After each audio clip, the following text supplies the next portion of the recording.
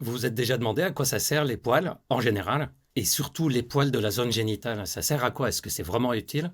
On voit ça ensemble? Allez, on va y réfléchir. Bonjour tout le monde et bienvenue dans cette nouvelle vidéo et bienvenue sur notre chaîne Charles.co. Petit rappel que Charles.co, c'est pas juste une chaîne YouTube sur laquelle vous pouvez trouver plein d'informations, c'est aussi une clinique digitale où vous pouvez consulter des médecins spécialisés en particulier en médecine sexuelle, des experts en médecine sexuelle. C'est très simple, vous allez sur le site charles.co, vous choisissez le type de problème pour lequel vous souhaitez consulter, érection, éjaculation, libido, andropause, etc. Vous remplissez un questionnaire médical spécifique, ça reste entre vous et le médecin qui va vous consulter. Ensuite, le médecin fait la consultation avec vous, par visio, par téléphone, par message. Quand on a une difficulté d'ordre sexuel, d'ordre intime, on ne reste pas seul à essayer de se dépatouiller alors que ça fait des mois et des mois qu'on en souffre. On prend l'avis d'un spécialiste, que ce soit en ville ou en téléconsultation, comme par exemple sur Charles.co, si c'est plus facile pour vous. Et le sujet dont je vais vous parler aujourd'hui, c'est typiquement le genre de sujet qui est basé sur la science, sur l'expérience des professionnels de santé et aussi sur l'avis expérimenté de professionnels de santé. On va parler des poils, et en particulier des poils de la zone génitale. Est-ce que ça sert à quelque chose? Est-ce que c'est vraiment utile de nos jours? Est-ce que le fait de les raser complètement ou de les laisser pousser, est-ce que c'est utile? C'est néfaste? Voyons ça tout de suite. D'abord, je vous pose quelques questions et j'aimerais que vous mettez dans les commentaires si vraiment vous aviez les réponses ou pas. Première question. À quoi servent les poils qui sont sur nos membres, c'est-à-dire les bras? Bon, il y en a un peu. Au niveau des jambes, ça sert à quoi? Bon, on pense que ça sert à protéger la peau, en particulier du soleil. Ça fait une petite couche. Et c'est vrai que par exemple, pendant les périodes estivales, j'ai moins de coups de soleil sur mes bras que ma compagne qui a moins de poils que moi. Si, elle a moins de poils que moi. Donc, les poils sur les bras, sur les jambes, ça sert à nous protéger contre les rayons du soleil. Je pense que ça, vous l'aviez, la plupart l'avaient. Mais est-ce que vous savez qu'il y a d'autres rôles? Par exemple, comme ça retient un tout petit peu la sueur, ça humidifie la peau, donc ça l'hydrate aussi pendant la chaleur. Mais ça n'a pas un rôle seulement quand il fait chaud, ça a un rôle aussi quand il fait froid. Ça vous dit rien, la chair de poule? J'ai la chair de poule! Ça vient d'où cette expression? C'est les poils qui se dressent. Et à quoi ça sert que les poils se dressent? En fait, en se dressant, ils créent une petite couche d'air entre la poêle et la peau.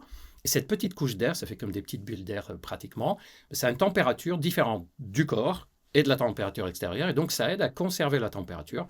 Donc finalement, les poils, un peu comme les transpirations, ça aide à thermoréguler le corps, c'est-à-dire à réguler la température du corps. Bon, ça c'est les poils au niveau des bras. Voyons d'autres poils, lesquels vous voulez.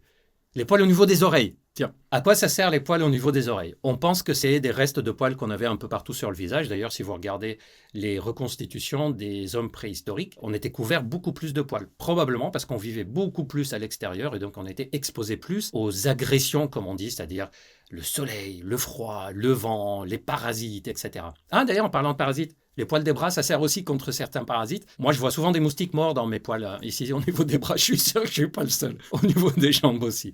Bref, au niveau des oreilles, on pense que c'est un reste de l'époque où on avait beaucoup de poils au niveau du visage pour protéger contre le soleil. Mais ça a aussi une autre utilité. Les poils, quand ils bougent, on les sent un tout petit peu, surtout dans des zones très sensibles comme l'oreille ou le nez. Et donc, ça peut nous prévenir s'il y a quelque chose qui rentre dedans. Une petite bébête qui rentre dans notre oreille, et bien, on va la sentir. C'est grâce aux poils aussi qu'on peut la sentir. On en plaisante, mais c'est des restes de fonctionnalité. Par contre, au niveau du nez, au niveau du nez, là, c'est pas du tout un reste de fonctionnalité de l'époque de préhistorique. Est-ce que vous savez dire à quoi servent les poils au niveau du nez, dans le nez? Ça fait office de filtre pour des poussières quand on respire. Et c'est ce qui nous permet aussi de détecter que c'est un endroit où il y a beaucoup trop de particules qui peuvent rentrer dans notre corps, et donc ça filtre ça et ça nous permet de s'en rendre compte. Et c'est aussi sur des zones où on peut capter des odeurs, donc ces poils-là sont pas totalement inutiles. Bon, on peut enlever un tout petit peu à l'extérieur, mais par exemple si on les enlevait totalement au niveau du nez, ça serait un peu prendre plus de risques de faire quelques virus, de ne pas percuter qu'on est dans un endroit très poussiéreux, qu'on est en train d'inhaler de la poussière, etc. On a dit les poils des bras, des jambes, des oreilles, du nez, et celles au niveau de la zone génitale, au niveau du pubis et du pelvis, c'est-à-dire celle qui est sur le pubis et qui entoure la zone génitale. À quoi ça sert? Là, il y a plusieurs hypothèses parce que ça a l'air d'avoir plusieurs fonctionnalités. Première fonctionnalité, on sait que les poils retiennent la sueur.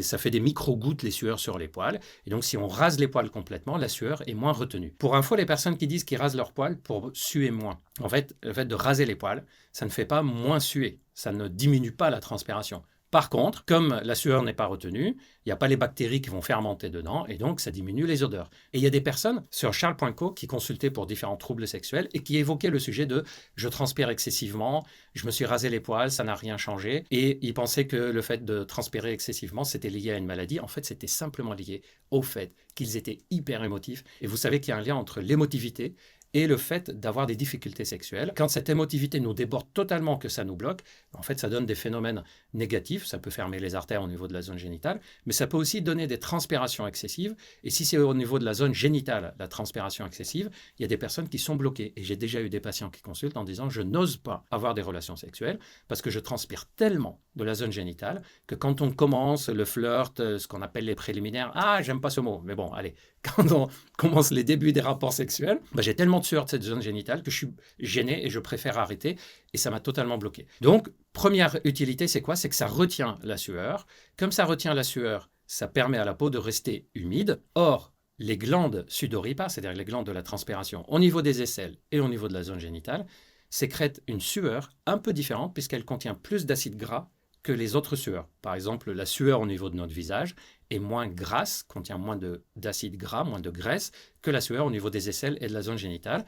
Comme il y a plus de graisse, ça fait un film sur la peau et donc ça évite les frottements, en particulier au niveau des plis entre le sexe et la cuisse. Ça va frotter moins. Donc finalement, ces poils-là servent à retenir des matières grasses qui sont présentes dans la sueur, et donc ça fait une sorte de lubrification sur la peau. Est-ce que ça a une autre utilité? Oui, ça avait une autre utilité dans le temps. Vous allez voir, c'est un peu moins maintenant. C'est que ça contribue à véhiculer nos phéromones. Comme ça retient la sueur, et que notre sueur contient des sécrétions, ça contient des protéines, ça contient aussi de l'ammoniac, ça contient de la vitamine C, des sels minéraux, ça contient aussi des phéromones.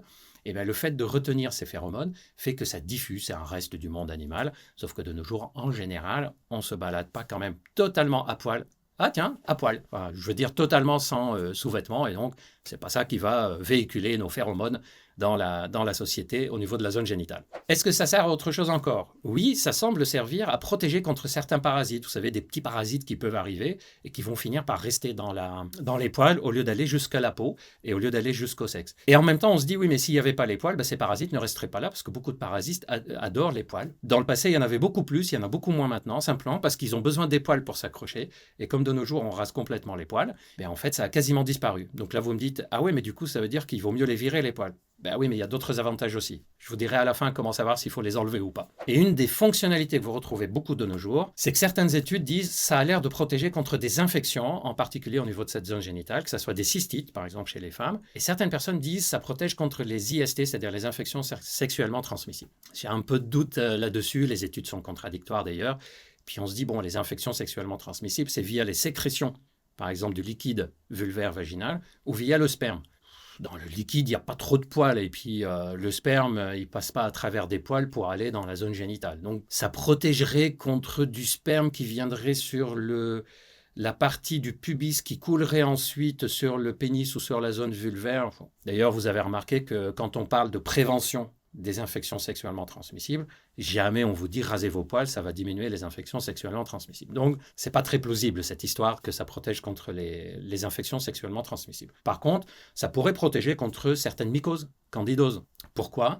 Parce que ça peut éviter que certains microbes viennent facilement de la zone, par exemple, dans le pli entre les cuisses, vers l'orifice vulvaire ou vers l'orifice urinaire du pénis. Les poils peuvent faire une petite barrière entre les microbes qu'il y a sur la peau, dans les plis par exemple, et la zone génitale. Oui, ça peut contribuer. Comme vous voyez donc, ça a différentes utilités. Ce n'est pas quelque chose de majeur, mais chez certaines personnes, ça peut être très important. Par exemple, des personnes qui ont des sueurs importantes, le fait de garder un minimum de poils autour de la zone génitale, ça permet d'utiliser cette sueur-là pour graisser la peau. Des personnes qui ont une peau sèche. Donc, est-ce qu'il faut les raser ou pas les raser? Si vous voulez vous connecter le plus possible à vos instincts animaux, si vous voulez rester le plus possible dans un fonctionnement proche du monde instinctif, intuitif, etc., on dirait spontanément qu'idéalement, il ne faut pas les épiler. Vous pouvez les couper, mais en laisser un minimum. Et si vous êtes du genre à dire, oui, moi finalement, je n'ai pas trop d'inconvénients, j'ai déjà épilé toute cette zone-là, ça n'a pas donné de conséquences pour moi, et j'apprécie ça sexuellement, il n'y a aucun problème à le faire non plus. Petite information pour terminer. Les poils pubiens, jouerait aussi chez certaines personnes un rôle dans l'excitation sexuelle. Que ça soit visuel, ça peut être excitant pour certaines personnes, ou que ce soit les petits frottements qu'on peut ressentir lors des rapports sexuels. Beaucoup de personnes disent que les poils leur augmentent, les poils chez leur partenaire augmentent leur sensation d'excitation sexuelle. D'autres personnes disent « je préfère quand il n'y a pas ces frottements avec les poils », et d'autres personnes disent « en fait j'aime les deux ». Et surtout, quand vous faites comme vous voulez, si vous utilisez une technique et que vous vous rendez compte que finalement ça a été néfaste pour vous, ça veut dire qu'il ne faut pas le faire et qu'il faut changer d'avis. En tout cas, ne subissez pas des dictats en disant « il faut les raser, c'est beaucoup mieux » ou « non, il ne faut pas les toucher, c'est beaucoup mieux ». Ne subissez pas ça. Sachez qu'il y a des avantages et des inconvénients des deux côtés et vous choisissez comme vous voulez. Et si vous ne savez pas ce que vous voulez, vous testez et vous décidez après. J'espère que la vidéo vous a plu, j'espère qu'elle vous a donné des informations. Dites-moi dans les commentaires si c'était quelque chose d'intéressant pour vous. Dites-moi si vous voulez que j'aille plus loin dans ces sujets qu'on aborde peu d'ailleurs. N'oubliez pas de vous abonner, ça me fait vraiment plaisir de voir notre communauté grandir. N'oubliez pas de liker, ça m'encourage, vous n'avez pas idée à quel point ça m'encourage quand je vois vos likes, ça m'encourage à faire d'autres vidéos. Partagez, dites-moi ce que vous voulez que je vous fasse comme sujet à l'avenir. Moi, j'ai plein d'idées. Il y a plein de sujets qui vont arriver. D'ici là, prenez bien soin de vous et à très vite.